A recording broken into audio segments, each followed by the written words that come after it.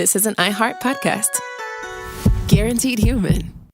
With no fees or minimums on checking accounts, it's no wonder the Capital One bank guy is so passionate about banking with Capital One. If he were here, he wouldn't just tell you about no fees or minimums. He'd also talk about how most Capital One cafes are open 7 days a week to assist with your banking needs. Yep, even on weekends. It's pretty much all he talks about, in a good way. What's in your wallet? Terms apply. See CapitalOne.com/bank. Capital One, N.A., member FDIC. Hi, Kyle. Could you draw up a quick document with the basic business plan? Just one page, as a Google Doc, and send me the link? Thanks.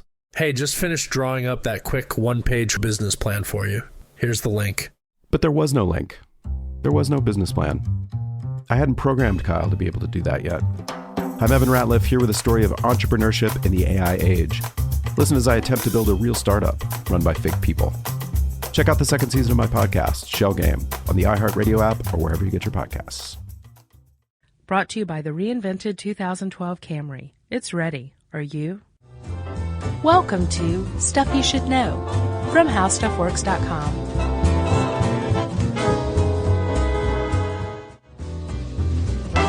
Hey, and welcome to the podcast. I'm Josh Clark. With me, as always, is Charles W. Chuck Bryant, who's making fun of the weight gain that I've managed to accumulate over the holidays. I'm not. You seem like you were pointing that out, and so I guessed.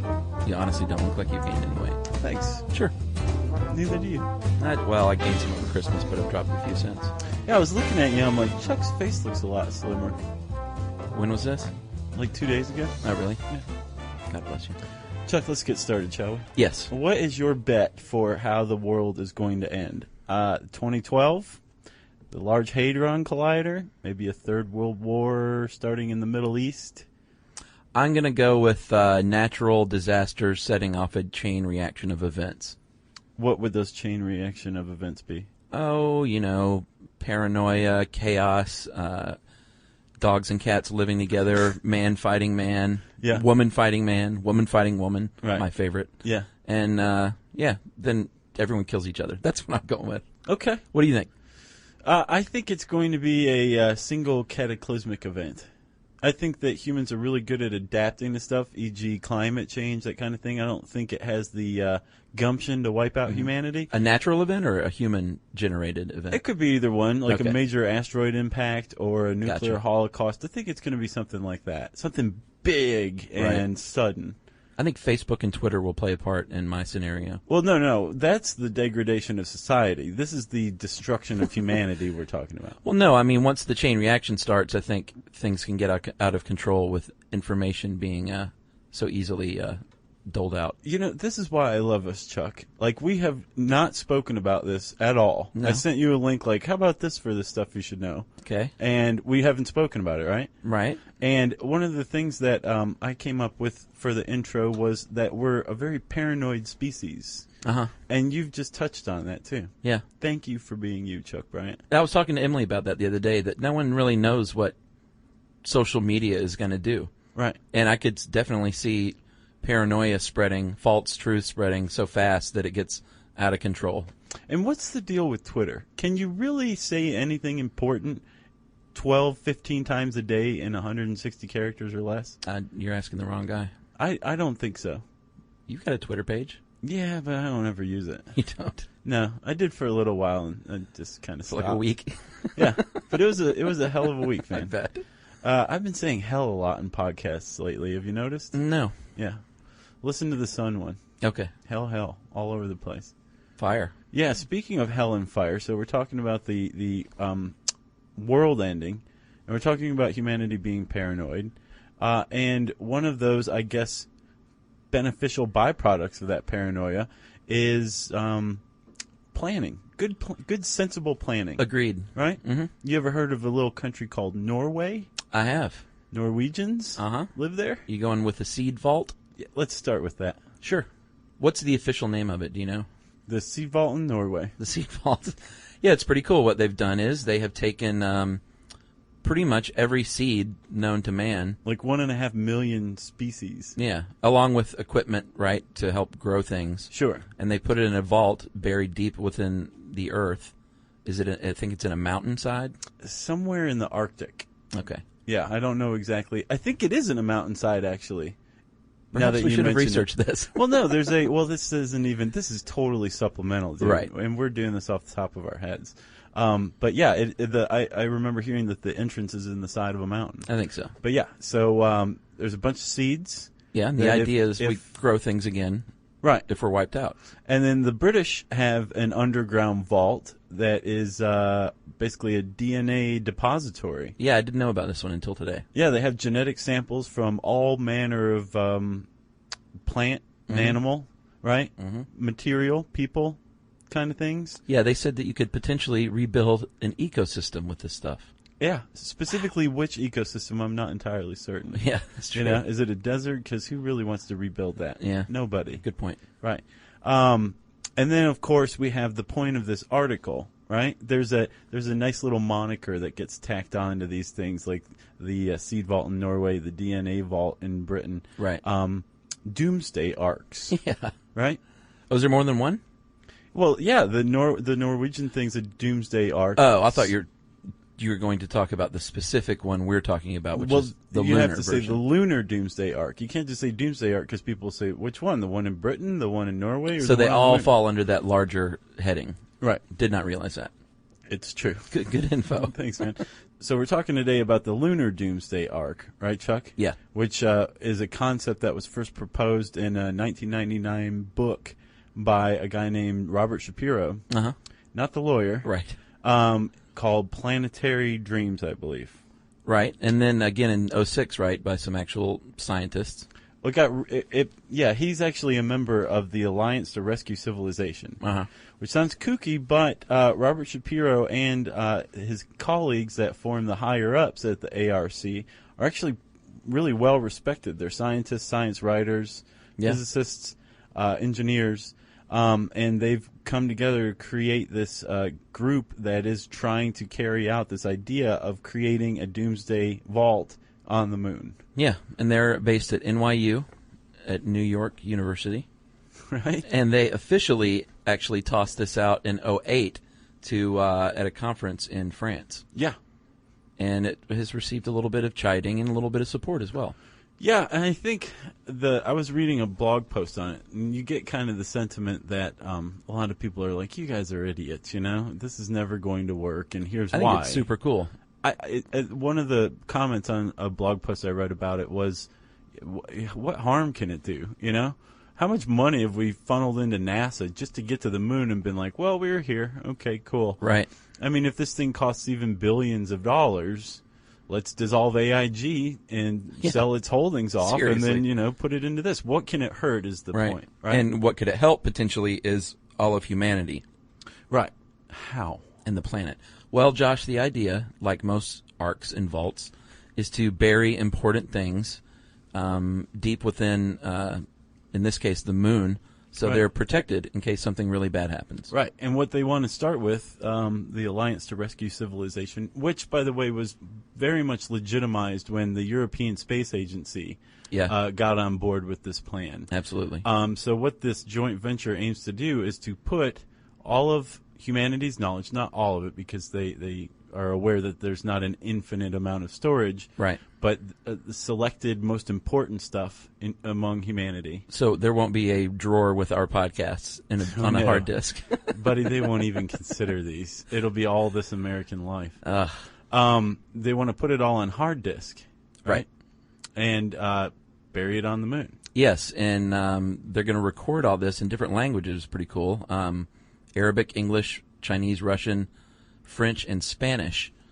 So you got your bases covered pretty much. Right, but what the hell's the point? See, I just did it again. Uh-huh. What's the point of burying some hard disks with all of humanity's knowledge on the moon anyway?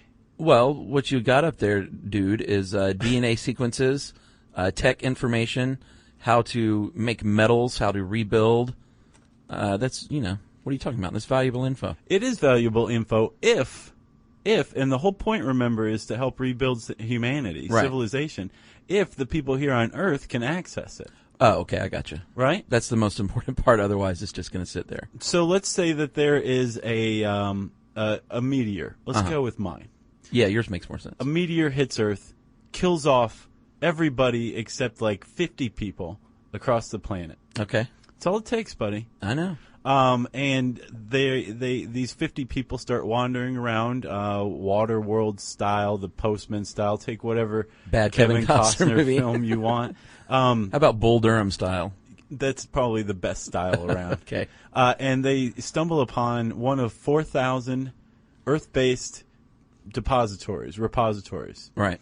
And what they're going to find in these things are computers that run on wind power, solar power, and some preserved food and medical supplies, that kind of thing. It would be like a bonanza for them, right? Yes. And when they hit the space bar on these computers to get the screen up, they're going to find that they are receiving transmissions from the moon. If they survived, which is we'll get to the downside of this, but that's assuming that these receivers would survive whatever cataclysmic event. Right. Sure. So, but let's say they did. Okay. So the point of having these hard disks buried on the moon is that they're going to be hooked to radio transmitters that constantly transmit this information back to Earth. Uh-huh. So in addition to Debussy's Lunar, which really has very little value when you're rebuilding civilization, right? There's going to be things like how to grow wheat, how to grow corn, how to smelt iron, right, and how to rebuild civilization, right? Mm-hmm. So they're going to do it in, like you said, I think 7 different languages.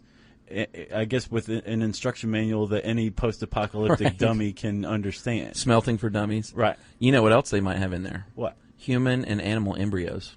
Yeah. How's that?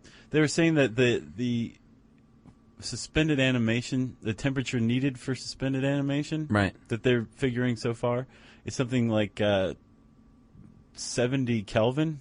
Really? Which is real low temperature. Oh, yeah. So you can't really do that here on Earth without sucking up all the energy on the planet, but you can in the shade of a lunar crater. Oh, okay. So that's a definite possibility. Well, you also have to create an environment that these things can survive in. Right. It's not like Earth. No. Should we talk about that? Yes. It's a 3-step process. Let's hear it, Chuck. Okay. First, what you have to do is build some machines that generate the proper gas mix that basically replicate our atmosphere. Yeah. Because you have to create a little mini Earth inside the moon, which is kind of mind-blowing, actually. By the way. By the way. And the plants, can thrive inside this atmosphere, and then they eventually decompose and release what? CO2. Yes, they release carbon dioxide. Which is deadly to humans unless there's something present. Like algae, perhaps? Sure. So they bring along Mr. Algae, and Mr. Algae absorbs the CO2, emits oxygen, and basically establishes a cycle just like we have here on Earth. Yeah, and bing, bang, boom, done. You know what you have right there? What? Atmospheric conditions that are suitable to sustain human life. Perfect. So all of a sudden now you have a place, this lunar ark now becomes a lunar colony, potentially. Yeah, well, it'd be great if we had a colony up there first. Well, yeah, we need people to tend to the stuff. That's the ideal scenario. In the meantime, ARK is saying that we could do it through the use of robotics. Right, sure, for a while. Make sure that all the stuff is functioning properly. But if you can make it so that this is sustainable for human habitation, then you have a lunar colony, right? Right. So let's say that that meteor does hit. Okay. And it wipes out all but 50 people. Okay. And by spectacular coincidence, all 4,000 sites, these repository sites, basically bomb shelters, right, are also wiped out. That's bad news. It is bad news for the 50 people on Earth. Luckily, we've got the people up on the moon, right, who can come back down here and say, hey, here's all the information you need to know. Let me show you how to smelt iron, buddy. Right. You know? Uh-huh. So that's kind of one of the big points of the plan, is that if we can get humans up there, then we have taken a part of the human population right out of the equation of a global disaster. They'll just be up on the moon like, that stinks. Right. And then they'll have to wait like a little while. Sure. If all of humanity's wiped out, part of the contingency plan for this is that the people up there on the moon will wait a century, maybe 2, and then come back down to Earth, and then the sexy business starts. Well, If they're waiting a century or two up there, then there's going to be sexy business on the moon, too. Sure, there will be sexy business on the moon, but then they're going to bring their sexy business back to Earth. Which means the first people will be born on the moon. Sure. They will not be Earthlings, technically. No, they'd be moonlings. Nice point, Chuck. Cute little moonlings with their little edible kneecaps. Yeah. So then once that happens, and humanity repopulates the Earth through their sexy business, everything is saved. Basically, we went to the moon, waited for the cataclysmic event to occur, waited for the dust to settle, went back, and we're like, all right, let's do this again. Right? Yeah.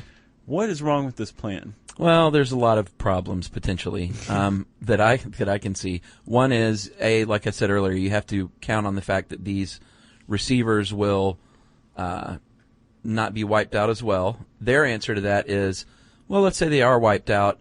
We'll still have the information for man to eventually rebuild them and make them work again. Right, and the lunar Ark will be transmitting still that whole time. Uh-huh. So when they do get these radio transmitters or receivers back up and operating, they'll be like, oh, here's all the information we need from the moon. It sounds a little far-fetched to me. Doesn't it? Yeah, a bit.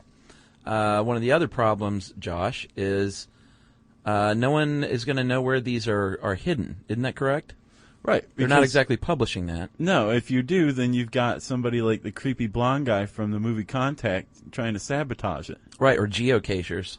Sure, the most nefarious group of all. Right, they take the radio transmitter and leave some Bhutanese money in its place, or a Santana CD. Right.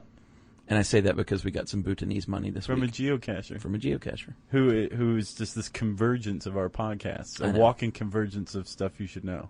And really also, I think one of the reasons that this is such a derided plan, not by me, I want to say, like, I know I've sounded like I'm chiding it here or there. I'm really not. Like, I think it's a good idea. And I do too. If we can come up with the money and it doesn't, take food out of starving people's mouths, let's do it, right? I agree. But I think the whole thing hinges on a lunar colony. Like, yes, we could bury hard disks under the lunar surface. Mm-hmm. We could start broadcasting transmissions, but really we have to have people on the moon with an ability to get back and forth from Earth to the moon for this to really, really work, right? Yeah, that's the ideal. And we're nowhere near that. No. We're a long way off. They've poked around that scenario a bit, but it's not ramped up anytime soon. No. They do hope to have that stuff buried by 2020. Yeah, and then what was the other date? By 2035? They want to have living organisms in that 3-part atmospheric creator machine. Right. 2035 sounds like the serious future, but I said that about 2010, too, when I was a snot-nosed little 7th grader. And now it's the future. It is. Yeah. We are living the future. And there was one other point that I thought was pretty interesting. I read about this. The whole sentiment of it, while it does underline our paranoia as a species, it also underlines our disposable mentality. Mm-hmm. Like, we're like, okay, the Earth is screwed up. We'll just move on to the moon. Yeah. You know what I'm saying? Yeah. Rather than try, climate change was a big reason that this whole idea was proposed. Sure. So rather than do anything about it, let's just figure out a way to get out of here. See what other planet we can mess up. Yeah. Have you heard of terraforming? No. They're talking about terraforming Mars. I'm not exactly sure what they would shoot into the atmosphere around Mars, or shoot into orbit around Mars. But there's, I guess, elements that they can put into orbit around Mars that could spontaneously generate an atmosphere. Really? Which would... A habitable atmosphere. Right, which would essentially turn Mars into, the new Earth. Cool. Yeah. Get your ass to Mars. Thank you for that, Chuck. Name that movie. Total Recall, I imagine. Very good job. Yeah.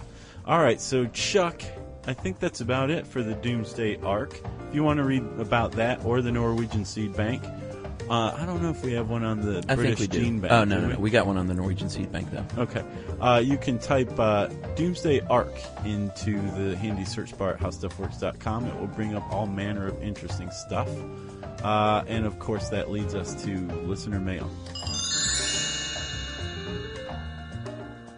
Yes, I did want to say an official thank you to Mark from Massachusetts for sending us Bhutanese money. Yeah, thanks, Mark. He leaves those as his little geocaching treats in the as little found items. And I did look it up. $1 is equal to 45, however you pronounce that, Goldtrums. Bhutanese gold Is that coins. right? Yeah. Nice. So it's not very much money. No, but it's pretty. It was the sentiment. Yeah, it was very pretty. Not like our ugly American money. Okay, Josh, I'm going to call this a funny email, so you get on the air. This is from Kelly. Okay. Josh and Chuck, I recently heard a podcast where a woman wrote in to say your podcast saved her life.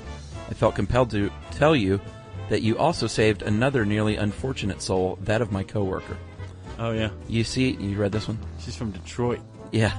You see, I work for a local magazine in a small office that consists of about 20 short cubicles. For the most part, the people I work with are great, but I always assume there is the exception of one. I liken her to the Case of the Mondays woman from Office Space. Mm-hmm. Great movie. She chews and pops her gum incessantly. She repeatedly and loudly sighs, oy vey, throughout the day. Someone taught her that word one day, and she thought it was the greatest thing since she learned to blame everything on Murphy's Law. She wears ungodly amounts of perfume that smells of my grandmother's couch and lingers well after she has left the area, and possibly worst, but definitely not last, she whistles loudly Christmas carols in midsummer. Do you know what's more irritating than a poison ivy rash and a spot you can't reach, Josh? What? Hearing Let It Snow whistled through the maw of an obnoxious coworker in July. But let me assure you, I grew up with 3 older brothers. I'm a poster child for tolerance. This woman would try the patience of a saint. One day when I was at my wit's end, another coworker of mine came into the office looking a little under the weather. I asked him what was up, and he said his brain had shrunk, and went on to explain that he had won too many the night before, and subsequently his body had stolen water from his brain. And basically, this is how she learned of our podcast, because this guy had a hangover. Yeah. Now, whenever I want to hear the unmistakable first notes of Oh Holy Night, my favorite Christmas song, I plug in and let your sweet voices of salvation take me away. So on behalf of me and my coworker that I nearly went postal on, thank you and keep up the good work, Kelly. Thanks, Kelly. Thank So you for not murdering anybody. She almost killed her coworker. Yeah. I think I would too. Yeah, she sounds kind of annoying. Boy, they. Nice, Chuck. Before I give a call out for emails, I want to mention our Kiva team.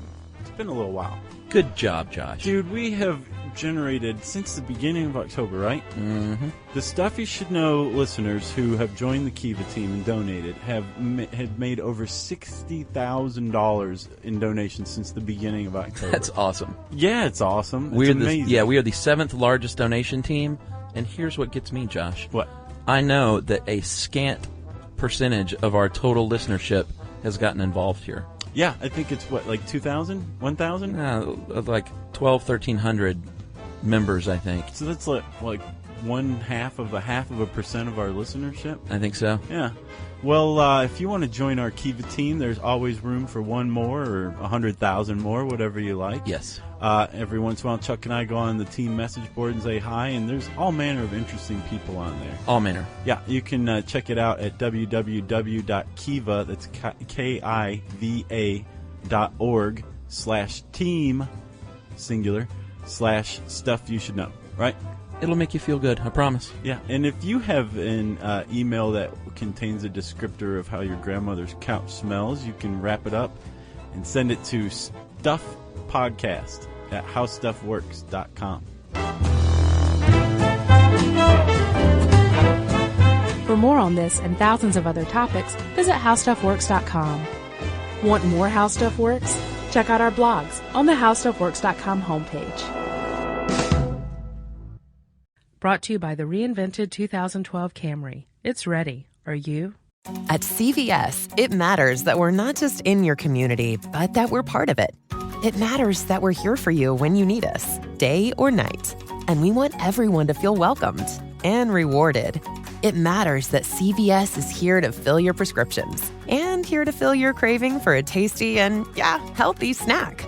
At CVS, we're proud to serve your community because we believe where you get your medicine matters. So visit us at cvs.com or just come by our store. We can't wait to meet you. Store hours vary by location.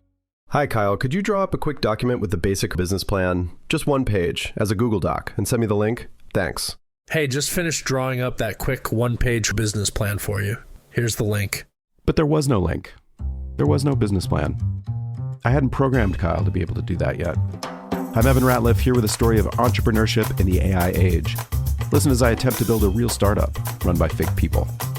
Check out the second season of my podcast, Shell Game, on the iHeartRadio app or wherever you get your podcasts. This is an iHeart podcast. Guaranteed human.